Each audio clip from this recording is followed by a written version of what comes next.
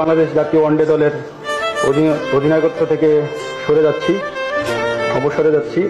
আন্তর্জাতিক টি-20 ক্রিকেট থেকে অবসরের ঘোষণা দিয়েছেন উইকেট রক্ষক ব্যাটার মুশফিকুর রহিম। কোনো গুঞ্জন নয় আর কোনো ধোঁয়াশা নেই, টেস্ট ক্রিকেটকে বিদায় বলে দিলেন সাইলেন্ট কিলার মাহমুদুল্লাহ রিয়াদ। যা বলছিলাম, so yesterday against Afghanistan was my last international game.